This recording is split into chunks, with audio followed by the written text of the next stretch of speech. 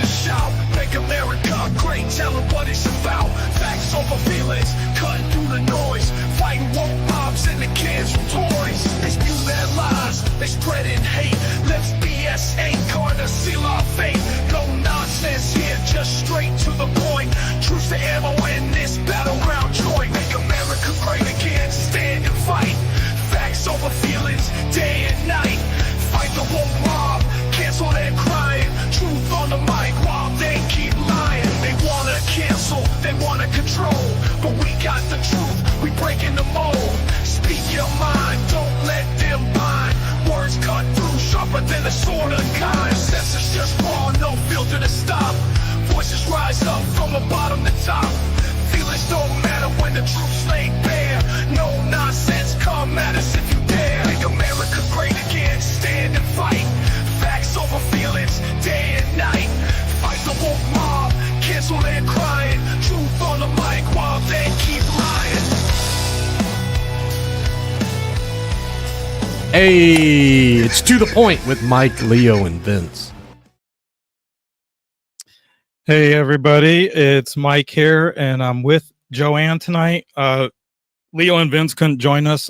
There was a bad accident down the street, and there's only 2 ways in and out of town, and both ways are kind of jammed up. And Vince is feeling under the weather tonight, but we should see them in our comment section, hopefully. So Joann from Binford Chronicles and Indian River Connections is joining me tonight because we have a special guest. I know you've had to see his stuff around because he's doing a great job at getting his message to the people and the importance of it. So I'd like to introduce Joann. Thank you for joining me first off. Let me unmute you there. You have to unmute yourself, Joann. You're welcome. There you Glad go. to be here. All right. And I'm going to go ahead and we're going to introduce Sheriff Mack. He's former Arizona sheriff. Sheriff Mack. Let's see. There you go. How you doing tonight, Sheriff? I'm doing great, Mike. It takes 2 guys to do what Joann's doing tonight by herself. Yes. Yes. Woohoo, As a matter, Way as to a go, matter of Joann. fact, Joann she lives in the same area as I do, but right now she's actually over in Colorado, taking care of a family member. And I guess the weather's not very good over in Colorado right now, is it, Joann? Well, actually, we had a snowstorm just a few days ago, and it's all melting now. So the streets are wet and starting to get icy. So I want to cut to the chase. Me and Joann have done a lot of Twitter spaces with sheriff's candidates in our own county. The primary and this last election, I would say it was pretty contentious, to say the least. There was all kinds of baggage involved, and all kinds of mistrust issues.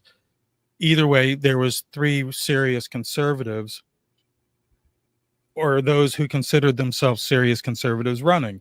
And that's when I realized how important it is to vet your candidates, especially your sheriffs.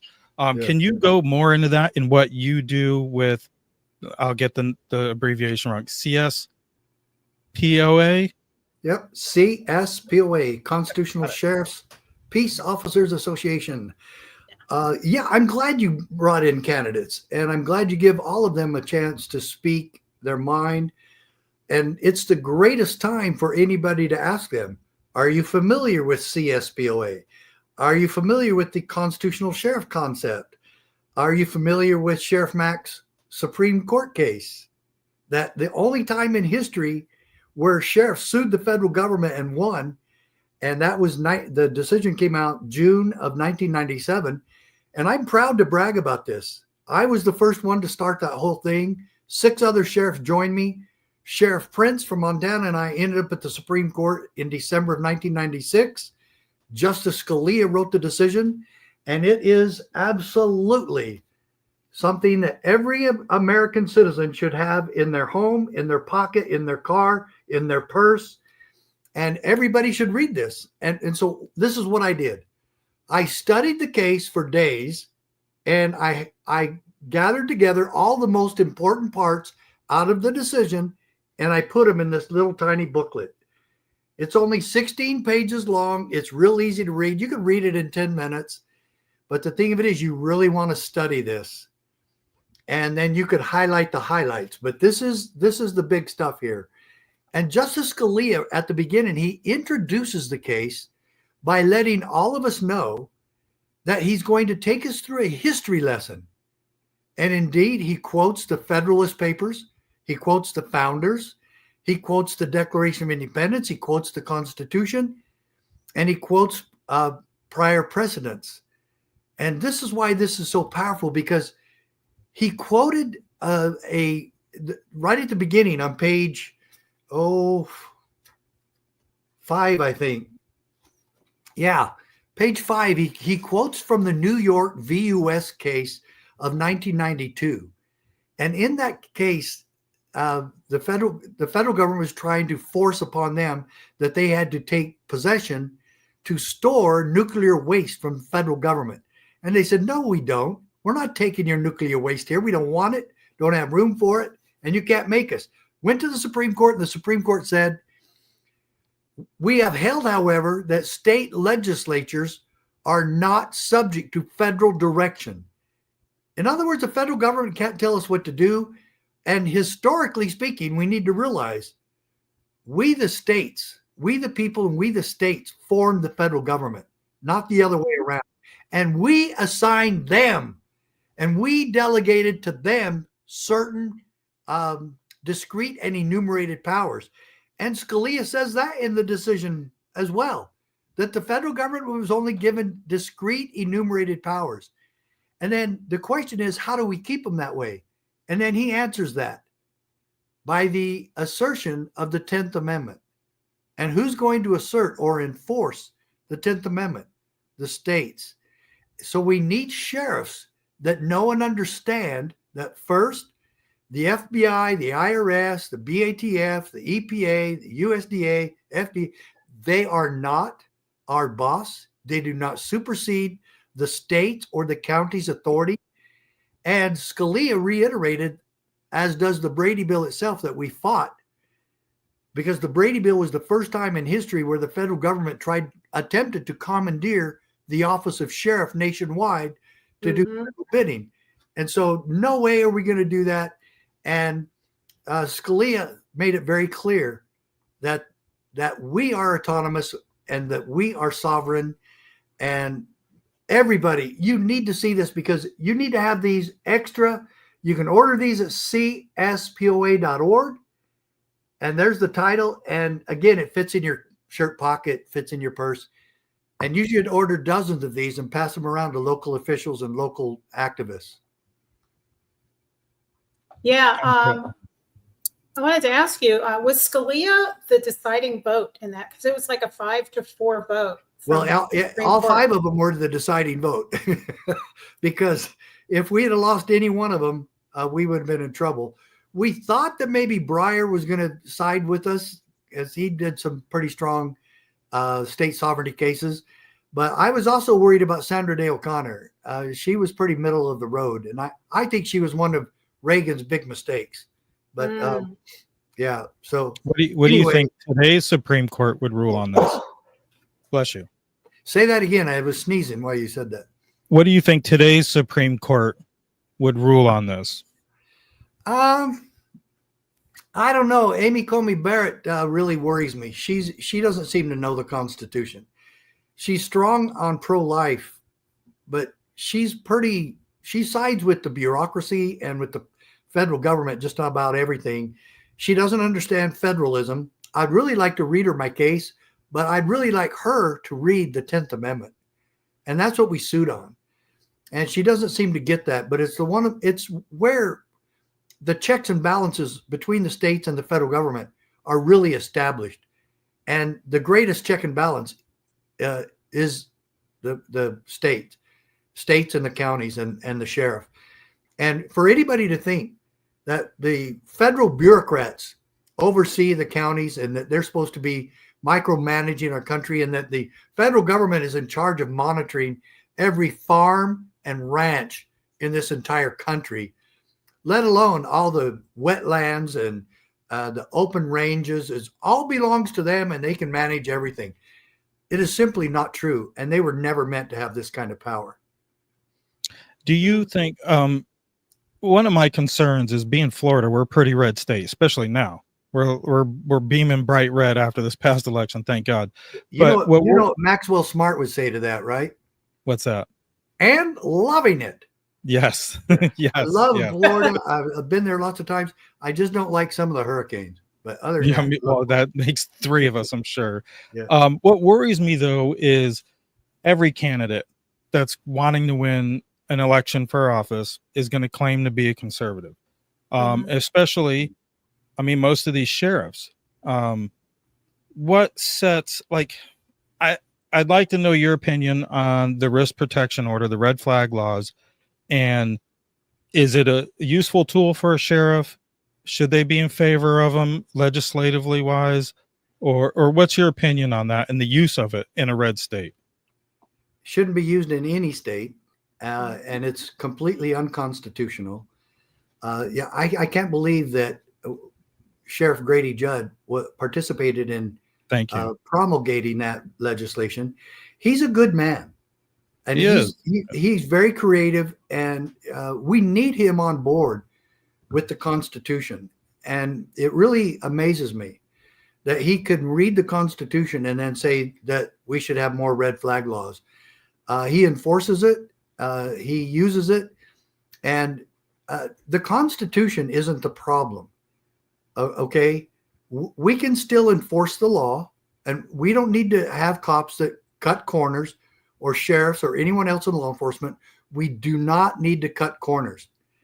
Like DUI checkpoints, those are completely unconstitutional unless you make them voluntary. Then people can willingly participate. But once you force everybody to stop and show their papers, I mean, what does that sound like?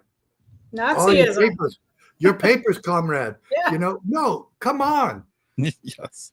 And that the end justifies the means somehow with that, or with red flag laws. No, so anyone can make a complaint about you. They don't even have to give their name or anything. And the Sixth Amendment says, I have a right to face my accusers. Where are they? No, they're hiding them. And to take someone's property and to take their Second Amendment rights away from them because of that, I mean, the system then becomes the tool of tattletailers. And you know what? If they have a legitimate complaint, call the cops and have the guy removed from the home. If there's evidence, arrest him. But if you don't have probable cause and you don't have a reason to arrest somebody, you don't go get to take their property, which is a violation, obviously, of the Fourth Amendment. And I agree. We do not need. Yeah.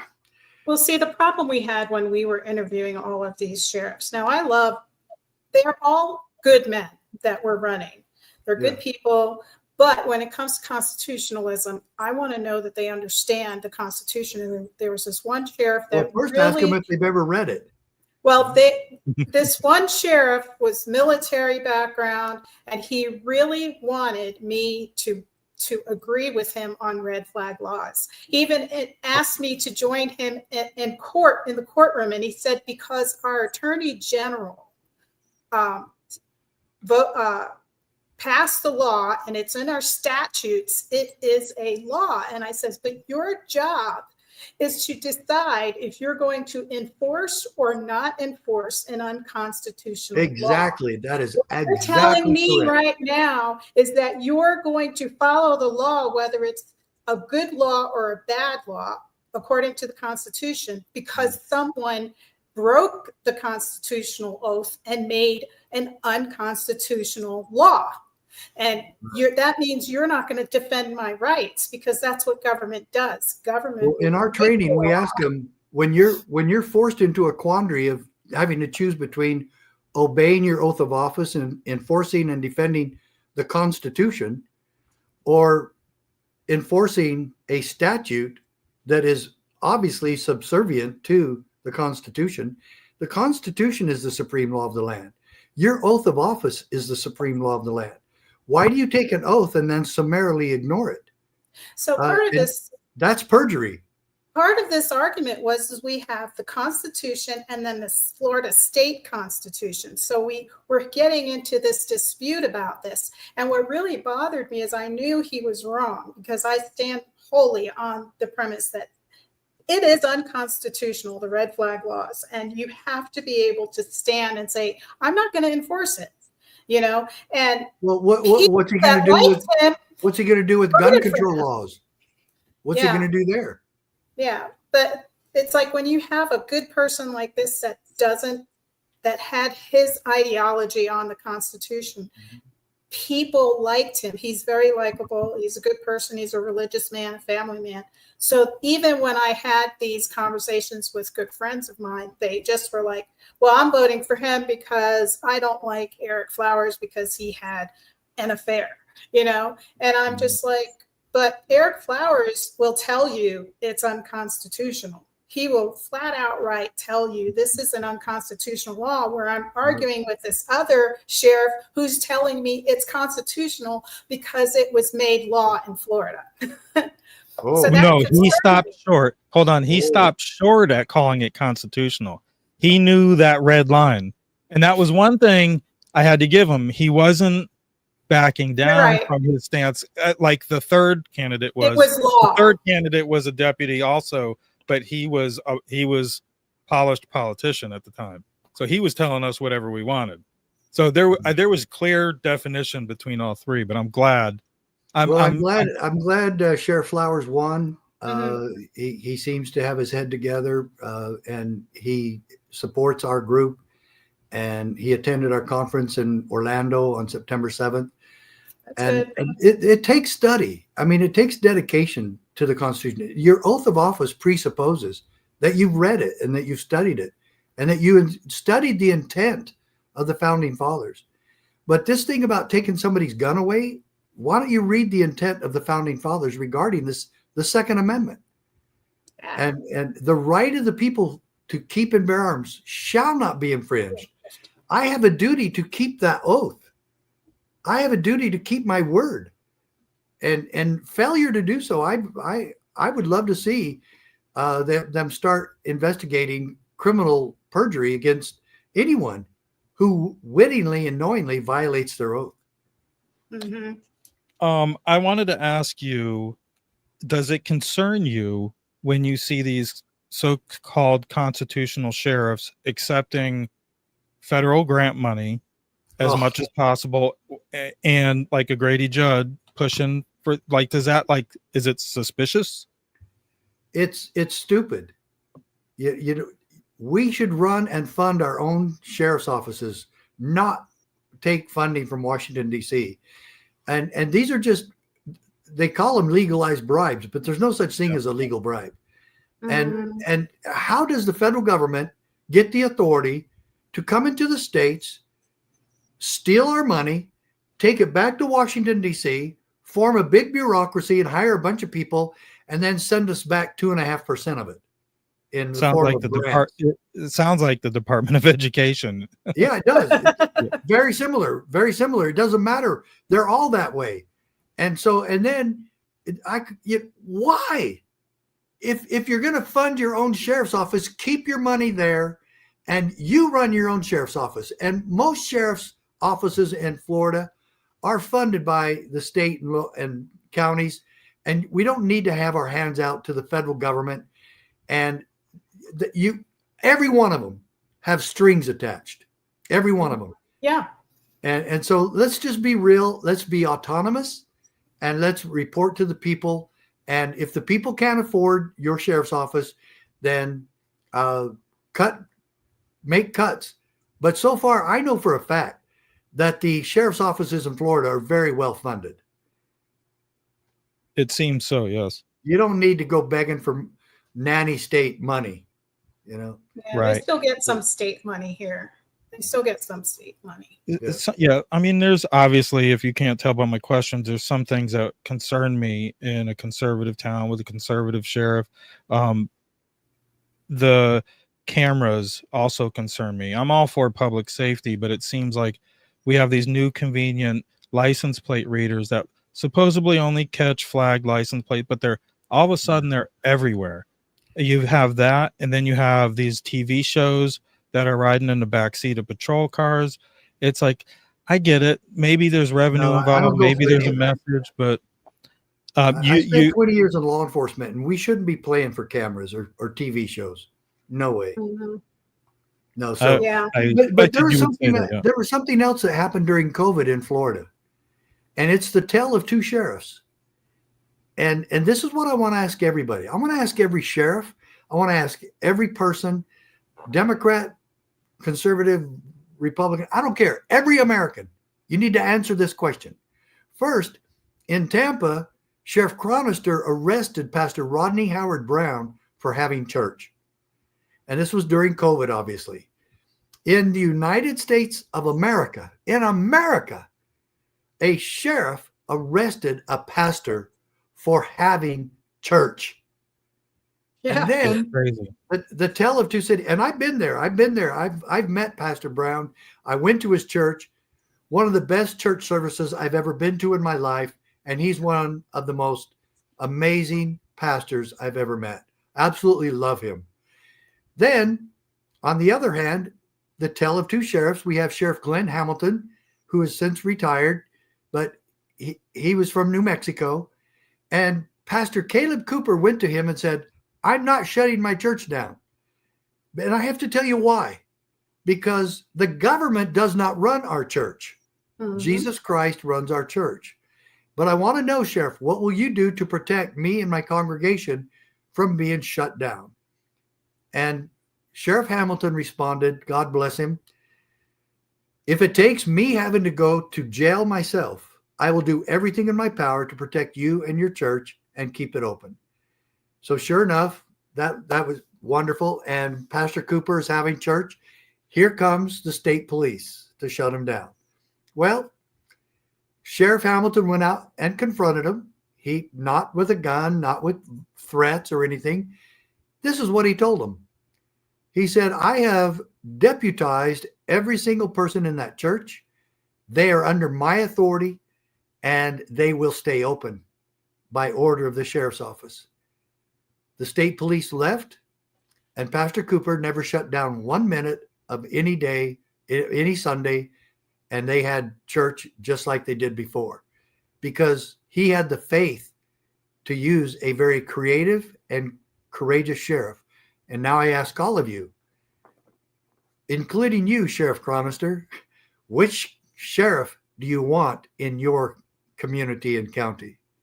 And I hope, Sheriff Chronister, that you've repented and that you will keep your oath and understand what America ideals really are. And so that's, I think, one of the biggest stories we've ever had with sheriffs. And we are trying to create more sheriffs, just like Sheriff Hamilton. And indeed, he was at our CSPOA constitutional training in 2017, right here in Mesa, Arizona.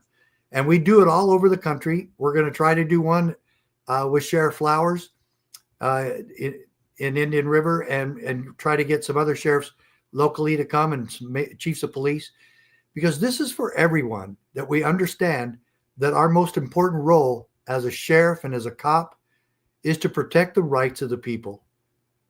That's our charge. That's awesome. What can, let's say, a sheriff's department expect going into training with your organization? Well, one, they can expect to learn about the Bill of Rights, learn about the Founding Fathers, and learn about the miraculous case that I've had in front of you. Our organization was formed out of this case. And we learn the fundamentals. We learn about Martin Luther King. We learn about Rosa Parks. Would you have arrested Rosa Parks knowing what we know now? Sheriff Chronister, any sheriff, I don't care who you are, any cop. Would you, if you were called back into time, December 1st, 1955, would you have arrested Rosa Parks? If you wouldn't arrest her, then why are cops and federal government, why are we allowing the federal government to go after the Amish because they don't pasteurize their milk? That is an outrage. And we have forgotten our place. And I'm telling you, I am so against all these ways of using traffic tickets for revenue generation. Our goal is not revenue generation. Our goal is public safety, surrounded by the protections of the Constitution. And that's what makes us a constitutional republic. And I am so fed up with cops being used as revenue agents. We are here to protect the rights of the people. And that means if tickets are not righteous, and right now, ticket writing, just radar tickets alone are a $9 billion a year business. So we talk about all of this, and we show a video of Rosa Parks getting arrested, and we show what the founders said and what the Supreme Court said, and we examine what we do in law enforcement and what we're supposed to be doing in law enforcement.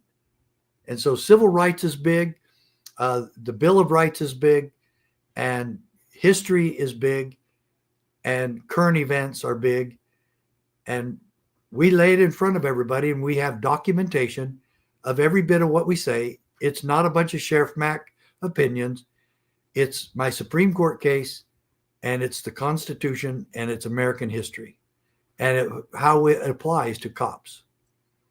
I have one more important question, but I want Joann to be able to get hers in there. So, Joann, you have another question? Yeah, I had a question in regards to sheriffs. They're elected by the people, and then you have the police of chief, which is a graduated position within an agency. It's appointed. It's a bureaucrat. Right. The chief is a bureaucrat.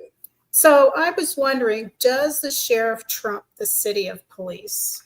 He does, but we don't play that card very often. And we try to work with them. And I met with the other police departments when I was sheriff every month. We had lunch together.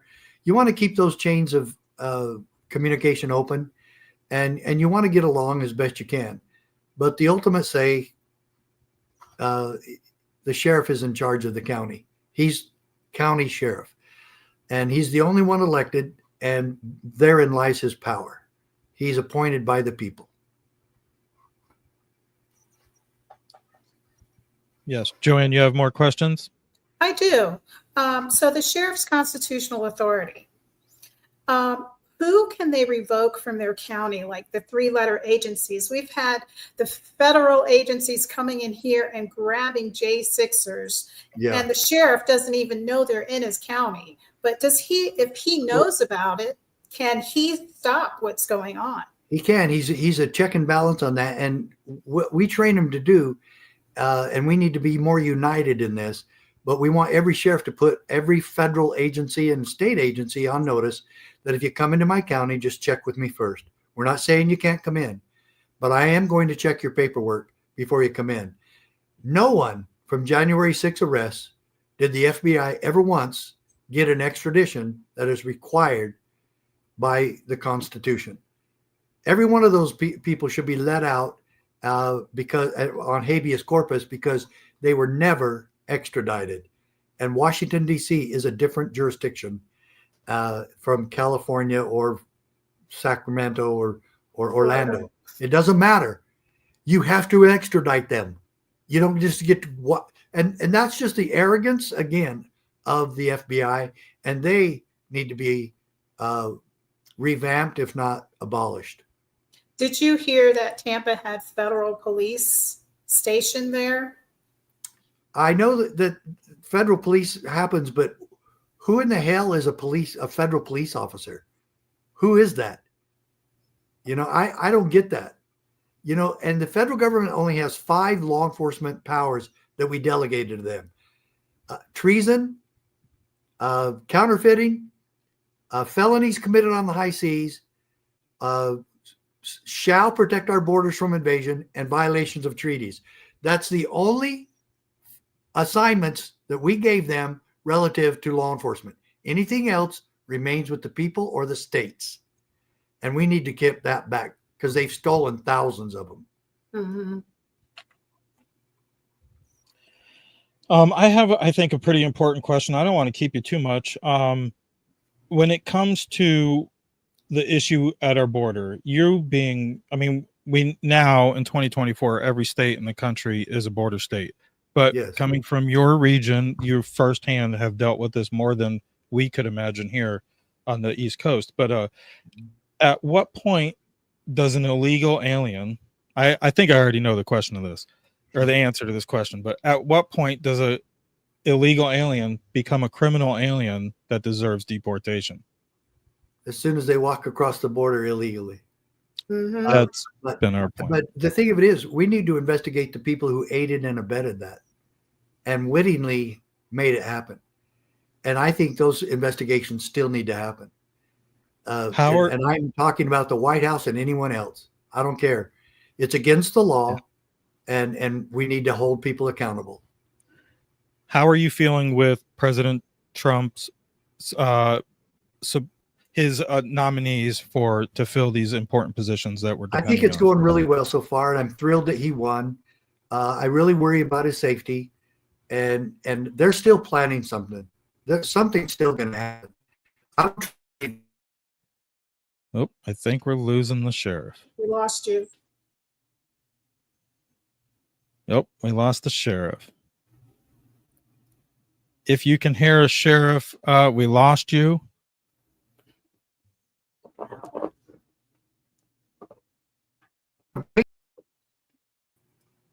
Oh, there you are. Are you back? There we go. Perfect. Okay, but I thought you had to go to break now. Did you? Are they No, forcing you to go to break? it's okay. We can finish. I don't want to keep you much longer. I don't want to cut you off. No problem. But But anyway, I I would think now, because of Trump winning and what's going on, it's already going great. But the sheriffs of this country have to have us back, and and the sheriff's offices need to help with the deportation. We need to identify the cells where these people are holding up and where they're living, and we need to bring them forward so that they can be deported. And that needs to be announced. And then a program specifically to where we're not violating people's rights, but that we do go and see if these people, where people already know they are, and people complain and say, hey, I know they're over there. I know they're over there. That's probable cause to go check identifications and see if people are here legally. That's proper police work. And so I hope the roundup doesn't get crazy. I hope it's conducted in a constitutional manner, but these people need to go home. I agree. So once again, people can find more information at cspoa.org. I'll put it in the comments again. And for the citizen, you're asking for citizens to become members, and this is going to help. We want every American to become a member of the CSPOA posse. It is $11 a month, and we help you train to work with your sheriff in your areas. It's the best training any citizen could have, and we need to be vigilant now more than ever, because something still is coming, and we should not become complacent because we have the Republicans in charge now. We've done that before. Folks, we've got to remain vigilant, remain strong, and be ready for any eventuality. Gotcha. Now, and if people are at home are wondering if their county or their police chief or sheriff have been through this training, how can they find out? Call them. And then if they haven't, ask them. We're going to set it up for you, okay? All we ask is that you provide us a facility, or we'll provide the facility. All you got to do is show up and bring as many deputies with you as you can. That's awesome. Sheriff, you've been a great guest, and I want to thank you again for joining us. We're just a little podcast, and but we've expanded our reach with quality guests like yourself, and we really do appreciate it. And I don't want to hold you up anymore. I look forward to more information coming out and checking out the website. Let's do it again, and please check out the website, and I'd ask both of you to become members. Thank you. Yeah. Thanks. Sounds like a plan. Thank you so much for coming All right. on and all that you're doing. We need to get all of our sheriffs on board with that constitutional frame of mind of thinking and training their deputies as well. Amen. Yep. It's got to happen. It's never happened before in the history of our country. We got to get back to those basic fundamentals. Thanks again, Sheriff. We're going to let you go. You have a good evening. All right. See you soon. What a great interview. That was awesome. Stick with me. I'm going to go ahead and help pay the bills, and we'll be right back after these two messages. As we age, we lose a bit of energy. Of course, that's not our fault. Our bodies change as we grow. Healing patches rejuvenate your cells and in the skin play a key role in the aging process. Research has found that as we age, the number and function of these cells decline, which can lead to a decrease in skin elasticity and the development of wrinkles. But what if there was a product that could restore that spunk for more than just our skin? There is, and it does. The product draws out other huge benefits such as more energy, better sleep, reduced stress, and pain management. If you would like more information, please go to miraclehealingtherapy.com. That's miraclehealingtherapy.com. Here's that website address once again, miraclehealingtherapy.com. Introducing the Trump token, America's cryptocurrency, a digital revolution to make America great again. Built on the high-performance Solana blockchain, the Trump token merges the economic principles of Bitcoin with the speed, scalability, and efficiency of modern technology. Designed to empower politically engaged communities, the Trump token taps into three major demand ecosystems: the Trump community, global cryptocurrency enthusiasts, and the internationally recognized Trump brand. In a world of financial uncertainty, the Trump token stands as a scarce and durable digital asset, positioned for growth within a rapidly expanding global market. Powered by Solana, the Trump token offers lightning-fast transactions, unparalleled scalability, and robust security, making it the ideal currency for both everyday use and political engagement. With a total supply capped at 21 million Trump tokens, 10 million are available for pre-sale at just $10 per token.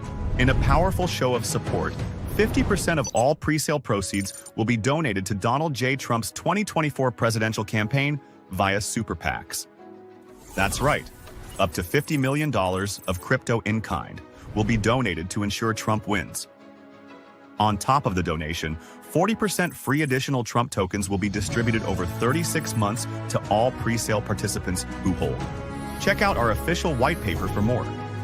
Driven by a decentralized governance model, the Trump token empowers its community to shape its future, ensuring the token remains aligned with the values of its supporters.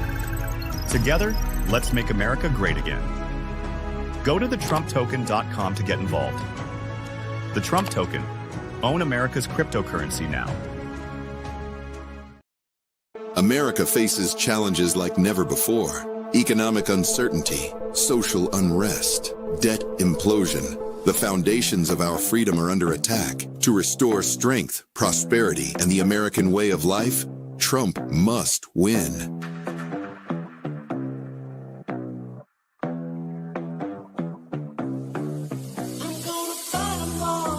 I plan to ensure that the United States will be the crypto capital of the planet and the Bitcoin superpower of the world. Introducing the Trump token, blending the deflationary model of Bitcoin with the technological advancement of Solana. It's more than just a cryptocurrency. It's America's future medium of exchange. The Trump token pledges to donate 50% of proceeds, up to $50 million, to Trump's 2024 re-election campaign. Join the movement. Stand with Trump. Secure your future at thetrumptoken.com. And we're back. I'm curious to see how that's going. I think there's I might be missing it. I think there's a Twitter space about involving the Trump token and the sponsor and how the progress of that is going and all that good stuff. I noticed something interesting in that advertisement. What's that? The 3% sign. I didn't notice it. Yeah, there's a 3% sign in that I'll have to check advertisement. it out. Yeah. So, how did you like the interview with Sheriff Mack? I liked the interview with Sheriff Mack. Too bad we didn't have him longer. I know. Yeah, I didn't want to keep him. I know he's been making his rounds. I could pick his brain for hours. Well, Well, hey, But Joe it is, Rogan does it.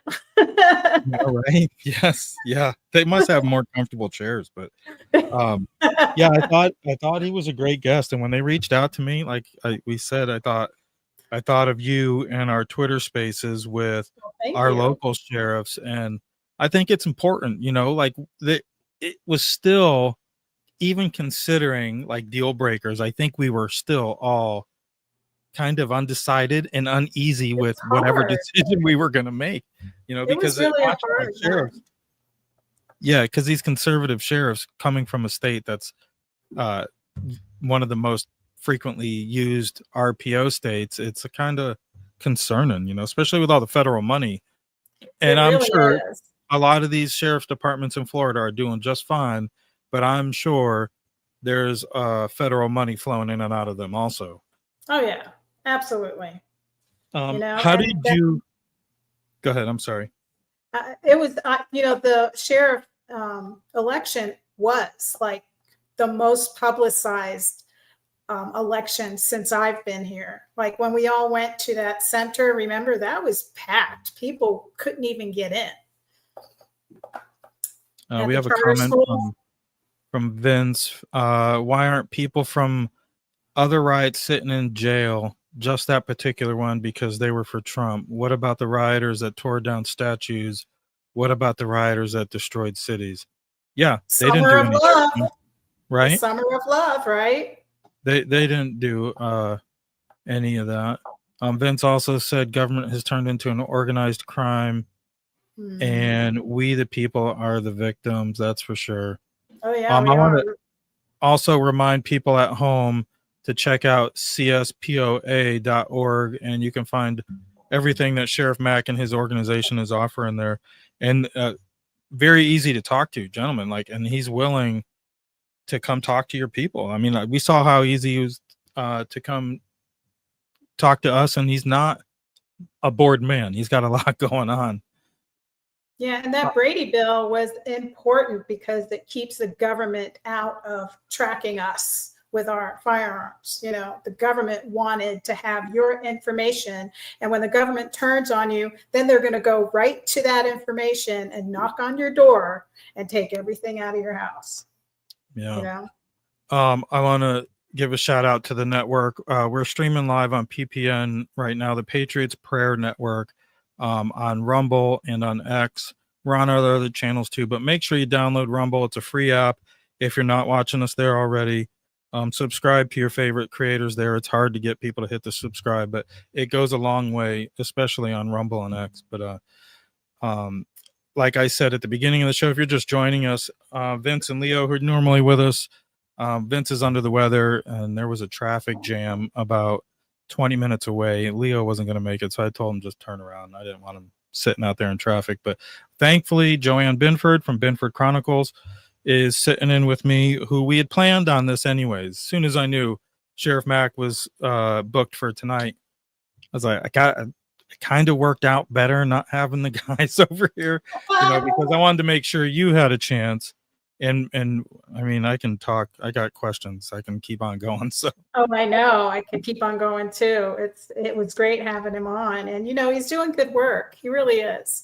We've got a lot of sheriffs out there that have these agencies, and they need to make sure their deputies are constitutional, conservative deputies. I'd like to see him maybe add to what he's doing, and maybe do a department audit type program where he might audit the sheriff's department, like give his opinion on all these license plate readers we have littered across town, the live patrol in the back seat, he might think highly of our sheriff, but meanwhile all these other things our sheriff's allowing, he's not really for. So it's kind of, I wouldn't mind more public accountability. Yeah, and the license plate readers now that we have that are going up everywhere, they've made a program so you can extend that, upgrade it, and it can focus right on your face and do facial recognition. So is our sheriff going to let us know when he does that? Right. What's stopping him? And if we have a sheriff in office now that will not allow that, if he's not reelected, will the next sheriff, So that's always my concern. Like when we have all of this technology, you might feel safe with the sheriff that's using it, but what about the next sheriff and then the next sheriff, Moving on, big news. Trump won, if you didn't know. How are you feeling about his nominees so far? Well, I was just reading on X about Rubio, and I'm like, no, not Rubio. Right. That was my first. That was my first feeling when I first heard the rumors coming out. I have an opinion on Rubio. Any other concerns so far? Huckabee as ambassador to Israel. Yeah. Now I'm drawing a blank. Huckabee, we've Pete got you have Horman. Hagseth from Fox News is Department of Defense. No. Yeah, I didn't know. You didn't like that idea? It Thune was and Cornyn. Thune and Cornyn, we want Scott. Right. Well, I had these written down too. Those guys hate Trump. Right. Those guys hate Trump, man. What about his border czar? His border czar was in his last administration, and he's been a strong surrogate for him ever since. What's his name? I can't think of his name right now. I had him pulled up on my phone, but I tapped on a notification and it went to a different article, and everything went awry. It's Tom Homan. Isn't he the border czar? I think so. Yes. Tom Homan. Yeah, he's good. And then Dan Bongino. How you doing, Alpha Zero Mega?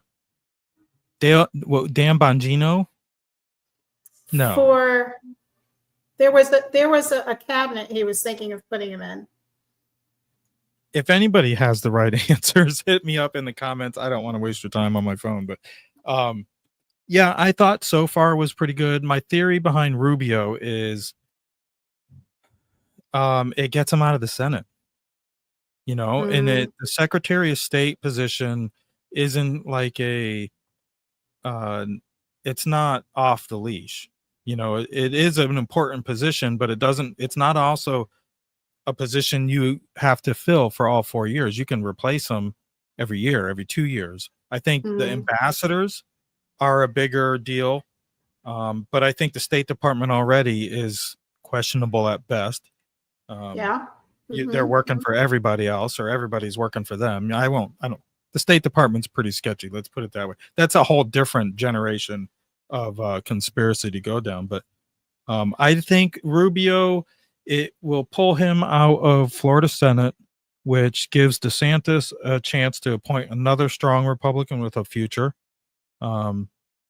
Maybe a representative from another red district where it's an election isn't going to be an issue.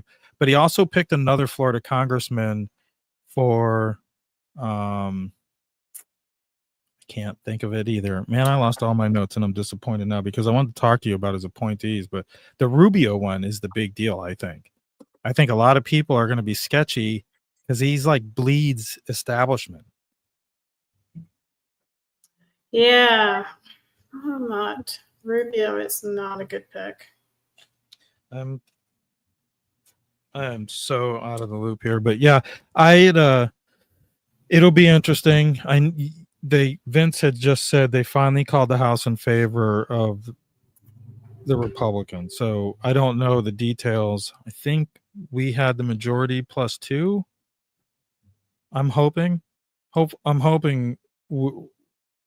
we nailed the majority in the House. The Senate, we already know, which is a shoo-in. So all these nominees aren't really going to be a problem. Do you think we haven't gotten to the meaty ones though yet? Like RFK Jr. Do you think his nomination is going to be a problem with the Republican Senate? As long as RFK Jr. sticks to the health thing and doesn't have full control over it, I'm okay with him being nominated in charge of the health department. But HHS. with limited power. You know, we don't want anybody in there because he's got a lot of views that are way off the Republican side.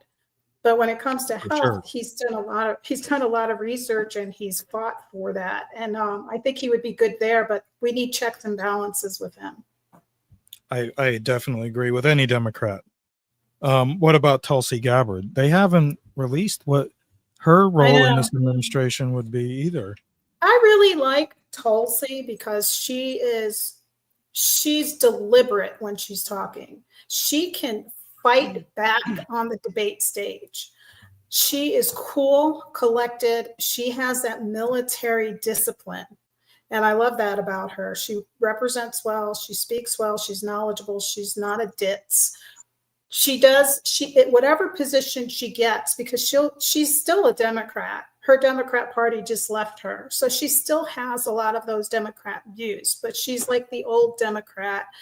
She believes in some constitutional views that we have. She just needs to have her checks and balances too, because right now we already have enough people that are Democrats that where they are, and that's what's gotten us to this point in time.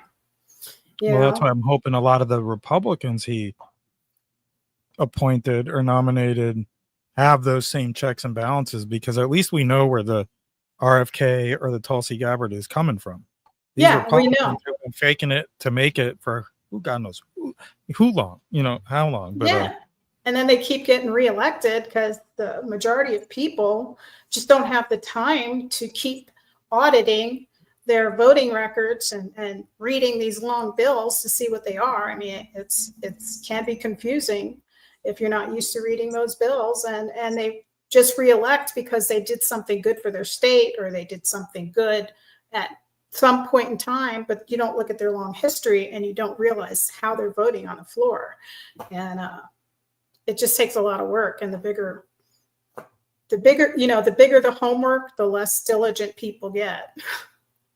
Right. What do you think about what Elon Musk said? Just require everybody to work a 40-hour work week in the office. And he said, what did he say? 40 or 60% won't come back to work. You don't have to fire half of them because half of them aren't going to come back to work. Nah, I mean, he dealt with that in San Francisco when Twitter was there.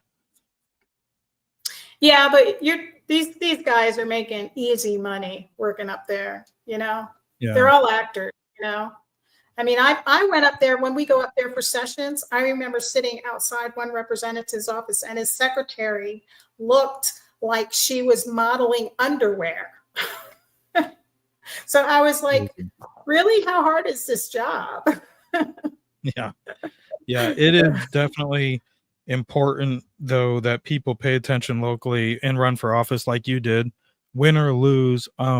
On our network, we have quite a few hosts who have either held office, who have ran for office, who are surrogates for Trump that were on the campaign trail for him. So it's like getting involved, I think, and paying attention holds these politicians or these wannabe politicians feet to the fire. And term limits, I think, is important, whether, we want to accept it for our beloved congressmen or not. I think planting roots in these positions is not good for the citizen.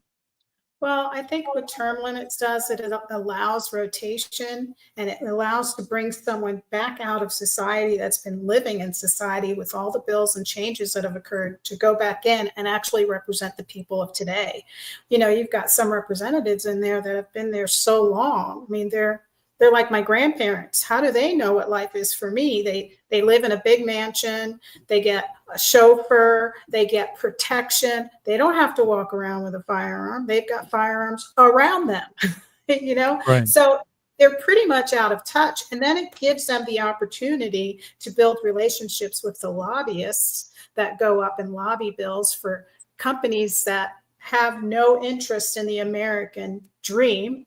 It's all about funding their company and their product or whatever it is they're having the lobbyist lobby for. And then, for example, if somebody's company is going to hit the stock market, guess what? The representatives have first knowledge of it. So they can go and decide, whoa, I'm going to put money on that and make myself rich because I've got firsthand information. So you, over a long period of time, you lose your honor system. If you're there for a short period of time, you stay pure to what your beliefs are. And the longer you stay in a corrupt environment, you start leaning towards that corrupt environment, is what I believe, because we're human. You know, He did it. Well, oh, he got away with it. And then before you know it, everybody's colluding. So something to that effect anyway. Well, anyways, we're going to wrap it up. I believe up next we have Alexandria 360 at 9 o'clock, and at 10 o'clock I'm pretty sure I saw in our calendar Eddie will be on with the Patriot Prayer Podcast. Don't forget, we are streaming live to X and the Patriot Prayer Network. You can find Joann Binford and our information at IndianRiverConnections.com. We've got big things coming over there also, but make sure you follow Joann over on X. What's your X handle, Joann? Binford Chronicles. Binford Chronicles. There's an underscore in there, I believe. Yeah. Anyways, or I'll share JBin_Chronicles. There it at is. JBin_Chronicles. Yeah. So make sure you give everybody a like and a share. It definitely helps get our reach out there and spread the word. So, Joann, thank you for joining me tonight. Hopefully next week we're back with episode 93 and a full house. And excited to see you guys next week. Joann, thank you. Thank you again. Bye. See if I can figure.